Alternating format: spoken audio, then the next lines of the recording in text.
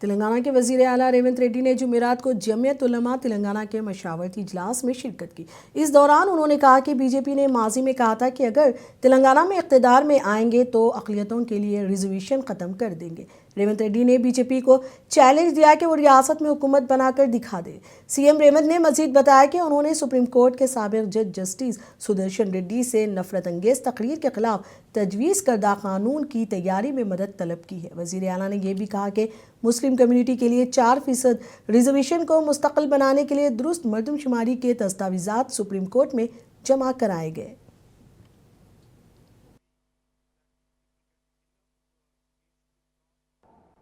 Socio economic education, employment, political and cast सर्वे 100 साल पहले Britishers ने हिंदुस्तान में किए। 100 साल तक कोई किसी ने वो कदम नहीं उठाया। पहली बार तेलंगाना राज्य में हम लोग socio economic education, employment, political and cast सर्वे बनाए। उसमें मुस्लिम माइनॉरिटी का भी हिस्सा निकाले। क्यों निकाला? जिस दिन डॉक्टर वाईएस राजशेखर रेड्डी साहब ने, अहमद पटेल साहब ने, आज़ाद साहब ने, शबीर अली ने 4% मुसलमानों को रिजर्वेशन दिए एजुकेशन, एम्प्लॉयमेंट में, वो आज सुप्रीम कोर्ट में केस चल रहा है। सुप्रीम कोर्ट एक ही पूछ रहा है कि भाई हिस्सा कहाँ है? अब गिने क्या? गिनती किए क्या? कितना माइनॉरिटी लोग है? बिना गिनती आप कुछ रिजर्वेशन नहीं दे सकता है। आगे अपने को वहीं पर तकलीफ होने वाले सुप्रीम कोर्ट में। इसीलिए हम सोचकर ये जो सिपिक सर्वे हम लोग किए उसमें बराबर माइनॉरिटी का भी कितने लोग है, कितने परसेंट है, कौन सी गली में कौन सी माइनॉरिटी है, पूरा हिसाब किताब बना के 12.5% आज तेलंगाना में माइनॉरिटी लोग है। आज ऑफिशियल डॉक्यूमेंट है। पहले लोग बोलते थे, लोग सुनते थे, हम 12% है, हम 14% है, हम 15% है, अंदाजे से बोलते थे। मगर अंदाजा कोर्ट में कुछ काम का नहीं है। कोर्ट के सामने अगर अब पेश करना है, आगे 4% रिजर्वेशन को अगर बचाना है तो हिसाब किताब होना। बड़े लोग ये बात कहे, 100 बकना एक लिखना। लिखने का बहुत जरूरी था, बकने से कुछ फायदा नहीं है। लिखने का बहुत जरूरी है आज के तारीख में। इसीलिए हम लोग जो सर्वे किए, सिपिक सर्वे, माइनॉरिटी का पूरा बराबर हिस्सा करके, जितने लोग हैं हिसाब करके हम लोग तैयार किए। आगे कभी भी सुप्रीम कोर्ट में अगर 4% रिजर्वेशन का मसला आएंगे, ये कागज ले जाकर ये हिसाब किताब कोर्ट के सामने रखे तो 4% रिजर्वेशन पर। मजलिस इत्तेहादुल मुस्लिमीन के सदर असदुद्दीन अवैसी ने इन दिनों तेलंगाना म्यूनसिपल इंतखाबात की मुहिम में मसरूफ़ है। उन्होंने ज़िला निर्मल और भैंसा में अवामी जलसों से खिताब किया। सदर मजलिस ने कहा कि ये महज बल्दियाती इंतखाबात नहीं बल्कि बुनियाद से क़यादत को मजबूत करने का मौका है, जहाँ मुस्लिम क़यादत के हुकूक़ को मजबूत करना ज़रूरी है। अवैसी ने कांग्रेस, बीजेपी और दीगर पार्टियों पर तनकीद की और कहा कि सियासी पार्टियाँ मुसलमान क़यादत को तस्लीम नहीं करना चाहती।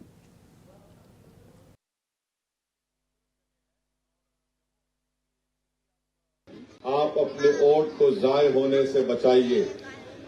अगर आप मजलिस इत्तेहादुल मुस्लिमीन को छोड़कर किसी और सियासी पार्टी को वोट देंगे तो आपका वोट ज़ाय होगा। और ये दोनों पार्टियां बीजेपी को नहीं रोक सकते। इसीलिए जरूरी है कि हम अपनी जमात के परचम तले जमा होकर हमारी सियासी लीडरशिप को निर्मल में मजबूत करिए।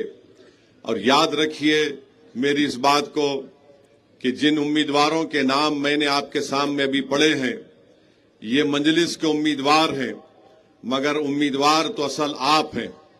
अगर आप मजलिस के हक में वोट देंगे तो ये कामयाबी आपकी होगी। और मैं आपको बता रहा हूं कि मजलिस इत्तेहादुल मुस्लिमीन में इनफरादियत कभी नहीं चली, ना कभी चलेगी। हमेशा इज्तिमाइयत पर काम हुआ और इज्तिमाइयत पर ही काम होगा। आप अपने वोट का इस्तेमाल करिए और इस बात को याद रखिए कि अगर कोई अपने घर से नहीं निकलेगा और उसके पास कोई बहाना नहीं है, सिर्फ काहेली है, तो फिर आने वाली नस्लें आपको कभी माफ नहीं करेंगी। क्योंकि अगर आपको एक मौका मिल रहा है कि आप बीजेपी को निर्मल में हरा सकें, बीजेपी के बढ़ते कदमों को रोक सकें, आप बीजेपी के उस फिरका परस्त एजेंडे को उसमें उसको नाकाम करना है, अगर आप निर्मल में बुलडोजर नहीं देखना चाहते, अगर आप निर्मल में मॉब लिंचिंग जैसा मजाहिरे बीजेपी जहां जहां इख्तिदार पर है वहां पर देखने को मिलता है, अगर आप ये चाहते हैं कि हमारे कुरैश बिरादरी का स्लॉटर हाउस वायएसआर कॉलोनी में ही जो 1 एकड़ जमीन पर अगर बन जाए, तो मैं आप तमाम से अपील कर रहा हूं कि आप 11 तारीख के दिन मजलिस इत्तेहादुल मुस्लिमीन के हक में अपने वोट का इस्तेमाल करिए।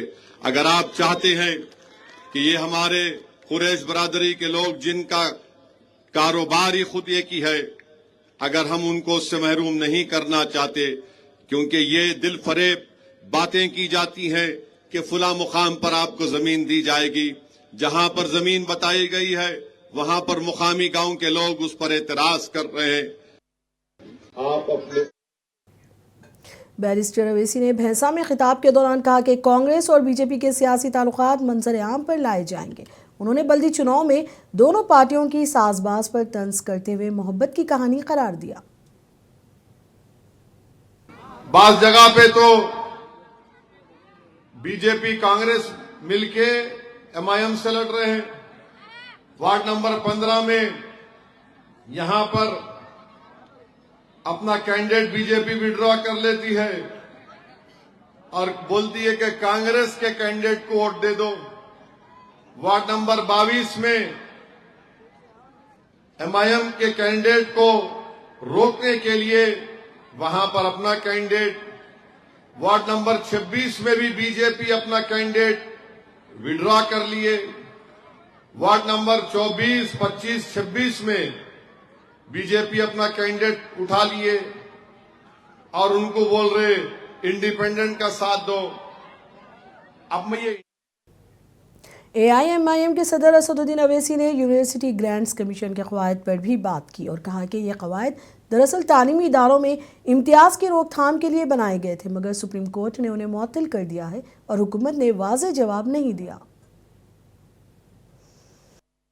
तो मेरे अजीज दोस्तों और बुजुर्गों, 11 तारीख के दिन अपने एक वोट का सही इस्तेमाल करिए।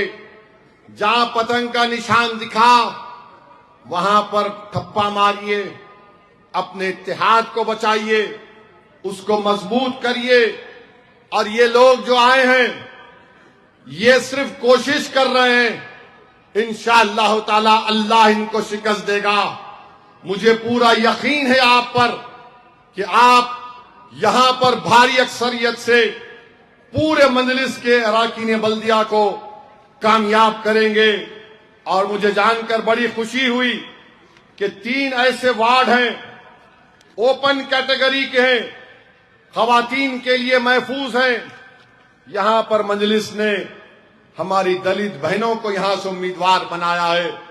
मैं हमारे दलित भाइयों को, बहनों को, बल्कि बैकवर्ड क्लास के हमारे हिंदू भाई बहनों को कह रहा हूं, मोदी बोलते हैं ना कि सबसे बड़ा बैकवर्ड क्लास का नेता मैं हूं।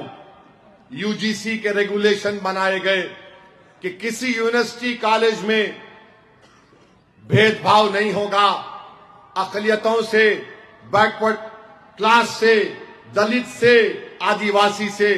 सुप्रीम कोर्ट में कोई चैलेंज किए, स्टे कर दिए। ये ऐसी हुकूमत है जो सुप्रीम कोर्ट को ये नहीं बता सकी कि रोहित वेमुला को क्यों मौत हुई थी, रोहित वेमुला की हैदराबाद सेंट्रल यूनिवर्सिटी में। सदर मजलिस ने मरकजी हुकूमत की खारजा पॉलिसी और अमेरिका से तेल की खरीदारी के फैसलों पर भी सवालात उठाए। उन्होंने कहा कि हमें अपने कौमी मफादात को मकदम रखना चाहिए।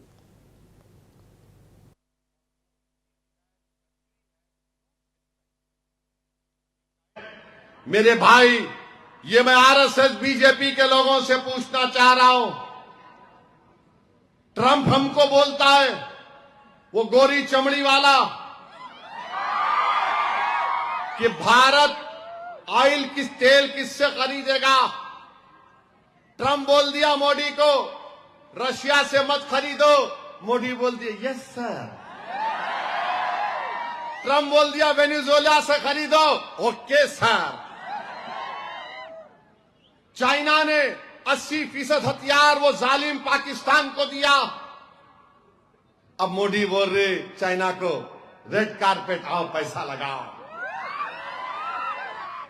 भारत का चीफ ऑफ आर्मी स्टाफ किताब लिखा, उस किताब के इख्तिसामात एक कैरेवन मैगजीन में छापे गए, जिसमें चीफ ऑफ आर्मी लिख रहा है कि मुझे तला मिली के लद्दाख में चीन के टैंक आ रहे हैं, मैं क्या करूं?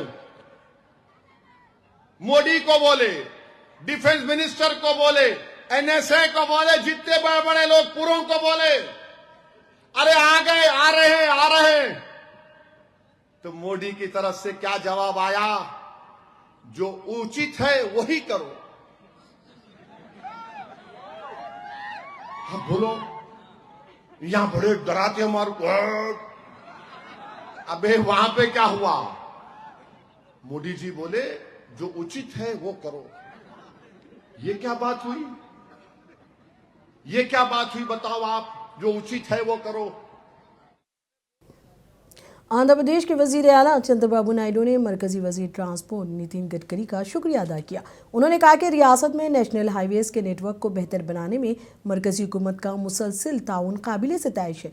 वजीर आला ने कहा कि मछलीपट्टनम बंदरगाह से जुड़ने वाला राब्ता मनसूबा इंतहाई अहम होगा, जिससे अंदरूनी इलाकों को बंदरगाह से जोड़ा जा सकेगा और लॉजिस्टिक लागत में कमी आएगी। रियासती वजीर नारा लोकेश ने भी मछलीपट्टनम बंदरगाह के लिए 6 लेन राब्ता सड़क मजबूत मंसूबे पर मसरत जाहिर की और कहा कि मुतवज़्ज़ा सड़कें रियासत में लॉजिस्टिक की कारकर्दगी को बेहतर बनाने और नए मौशी मौके पैदा करने में मददगार साबित होगी। उन्होंने कौमी शाहराहों की तेज़ रफ्तार तकमील के लिए मरकज़ का शुक्रिया अदा किया।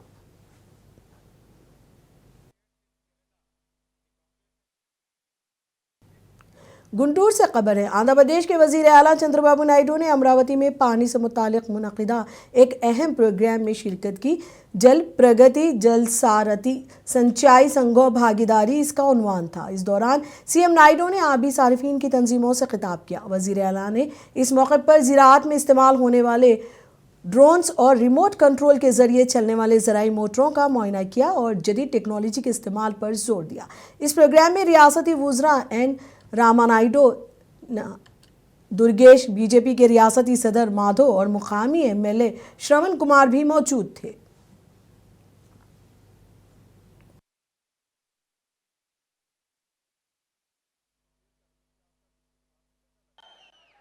కల్తీ గీకత వేరే ఉంది, అది నేను మీతో మాట్లాడతా.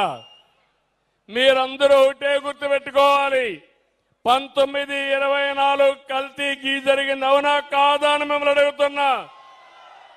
నాసి రకం ప్రసాదం తయారైందా లేదని అడుగుతున్నా. రిపోర్ట్లు వచ్చాయి. కడాన దేవునికి ఇచ్చే గీలో కూడా అనిమల్ ఫ్యాట్ ఉందని, లేకుంటే ఇలాంటివన్నీ పెట్టి కెమికల్స్ అన్ని మిక్స్ చేశారని. మనల్ని కాపాడాడంటే ఆ వెంకటేశ్వర స్వామి మనల్ని కాపాడాడు తప్ప ఇంకోటి కాదు. అలాంటి పరిపాలన జరిగింది. నన్ను కూడా కాపాడింది సాక్షాత్తు వెంకటేశ్వర స్వామి. ఆ రోజు నా మీద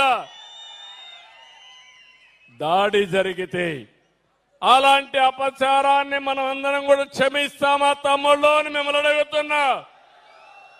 మీరు ఫాలో అవుతున్నారా అని మిమ్మల్ని అడుగుతున్నా. आंध्र प्रदेश के वजीर अक़लीती बहबूद एनएमटी फारूक ने कहा कि रियासत के तमाम आज़मीन हज को मुकम्मल सहूलियात फराहम करने के लिए हुकूमत ने खुसूसी एक्शन प्लान तैयार किया है। जुमेरात को विजयवाड़ा के लब्बीपेट में हज 2026 के इंतजामात पर एक खुसूसी जायज़ा इजलास मुनक़िद हुआ, जिसमें रियासती हज कमेटी के चेयरमैन शेख हसन बादशाह, अराकीन, उर्दू अकेडमी के चेयरमैन मोहम्मद फ़ारूक, मुख्तलिफ अज़ला की हज सोसाइटीज़, इंस्पेक्टर्स और ट्रेनर्स ने शिरकत की।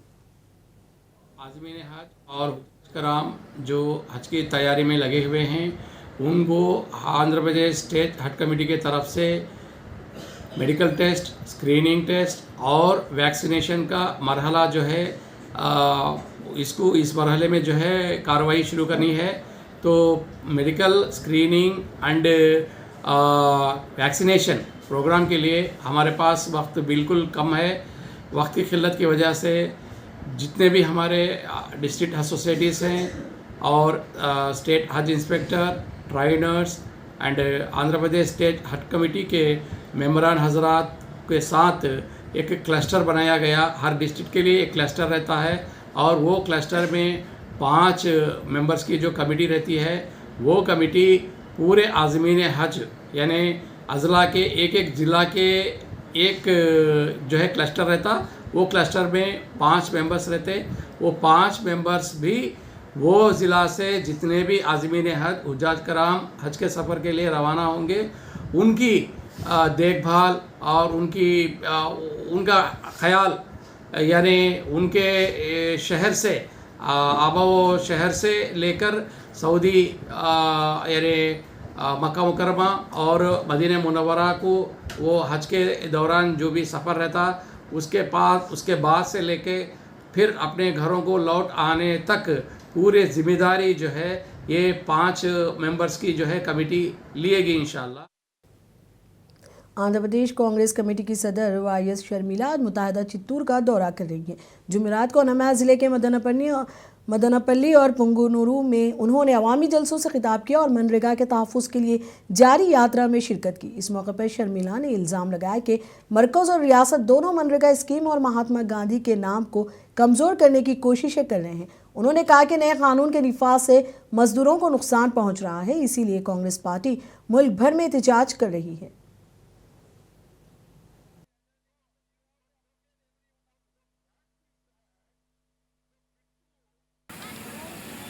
రాజశేఖర రెడ్డి గారి గురించి నేను మీకు చెప్పాల్సిన అవసరం లేదు. 5 సంవత్సరాలు మాత్రమే ముఖ్యమంత్రిగా ఉన్నారు. కానీ 5 ఏళ్లలో ఎన్నో అద్భుతమైన పథకాలు అది కూడా అద్భుతంగా చేసి చూపారు రాజశేఖర రెడ్డి గారు. రైతులకు రుణమాఫీ అయితేనేమి, ఉచిత విద్యుత్ అయితేనేమి, ఆరోగ్యశ్రీ అయితేనేమి, ఫీజు రీయింబర్స్మెంట్ అయితేనేమి, లక్షల మంది పేద ప్రజలకు ఇల్లు అయితేనేమి, అసైన్డ్ భూములు లక్షల మందికి పేద ప్రజలకు భూమి ఇవ్వడం అయితేనేమి, 108 అయితేనేమి, ఇలా ఒకటి కాదు 2 PM 20 पॉइंट प्रोग्राम इम्प्लीमेंटेशन के चेयरमैन एल दिनाकर ने मरकजी बजट 2026-27 पर इजहार ख्याल किया। उन्होंने कहा कि ये बजट यूथ सेंट्रिक विकसित भारत के विजन के तहत तैयार किया गया है। उन्होंने चार्टर्ड अकाउंटेंट के एक सेमिनार में बतौर चीफ गेस्ट शिरकत की और खिताब किया। उनका कहना था कि बजट मुख्तलिफ स्टेक होल्डर्स और माहिरीन से मुशावरत के बाद तैयार किया गया है और नौजवान ही मुस्तकबिल में मुल्क की तरक्की और इस्तेहकाम के असल महरिक होंगे। एल दिनाकर ने कहा कि चार्टर्ड अकाउंटेंट का कौमी तामीर में अहम किरदार है और वो हुकूमत के विजन को आवाम तक दुरुस्त अंदाज में पहुँचाने में कलीदी हैसियत रखते हैं।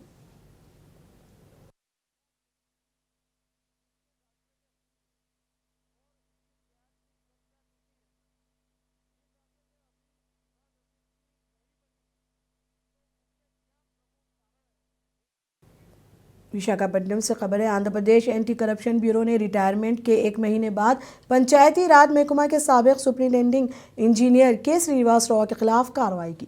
विशाखापट्टनम, सौलूरू और हैदराबाद में 5 मुकामात पर छापे मारे गए। छापों के दौरान जायदाद के कागजात समेत करप्शन से मुतालिक अहम शवाहिद जब्त किए गए।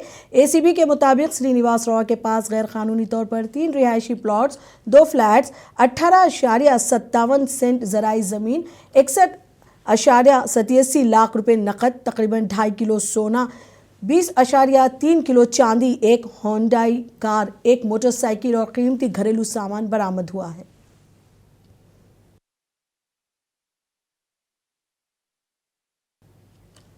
नंदयाल जिले से खबर है। आत्माकोर म्यूनसिपल दफ्तर में एंटी करप्शन ब्यूरो ने अचानक छापा मारा। इस दौरान म्यूनसिपल कमिश्नर रमेश बाबू और बिल कलेक्टर भास्कर को गिरफ्तार कर लिया गया। ACB काम ने दोनों को 20,000 रुपये रिश्वत लेते हुए रंगे हाथों पकड़ा। बताया गया कि एक खाली प्लॉट पर टैक्स मुकर्रर करने के लिए बिल कलेक्टर ने रिश्वत का मुतालबा किया था। रिश्वत तलब किए जाने पर मुतासिरा शख्स सज्जाद अली ने ACB से शिकायत की थी। शिकायत के बाद ACB ने मुकम्मल मनसूबाबंदी के साथ म्यूनसिपल दफ्तर पर छापा मारा।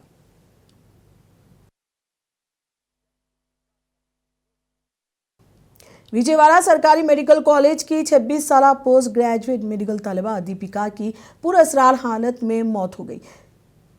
जीजीएच के सुप्रिंटेंडेंट के मुताबिक तलबा को शदीद पेट दर्द और कै की शिकायत हुई थी। दीपिका तीसरे साल की पीजी तलबा थी और उसका ताल्लुक अनंतपुर जिले से था। उसने तबीयत खराब होने की इत्तला अपनी जूनियर को दी थी। कुछ देर बाद जब जूनियर वापस आई तो दीपिका को मेज पर बेहोश हालत में पाया गया।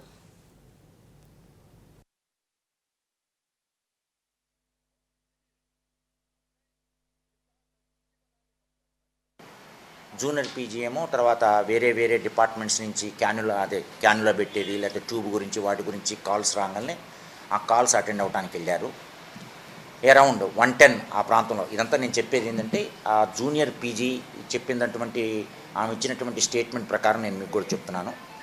సో అరౌండ్ 110-115కి సీనియర్ పీజీని జూనియర్ పీజీ అడిగారు. సో రూమ్లో కనపడలేదు డాక్టర్ దీపిక. సో చుట్టుపక్కల ఎతికారు. ఆ అమ్మాయి ఎవరు జూనియర్ పీజీ ఎతకంగా కానీ కనపడలేదు. సో అటుపక్క ఇటుపక్క ఎతికేసరికి ఎదురు ఎమర్జెన్సీ ఓటీలో ఈ third year PG doctor Deepika బల్ల మీద అలా వాలి ఇట్లా లెఫ్ట్ సైడ్ ఇట్లా పడిపోయి ఉండటం ఆ అమ్మాయి గమనించింది. ఎవరు జూనియర్ పీజీ. సో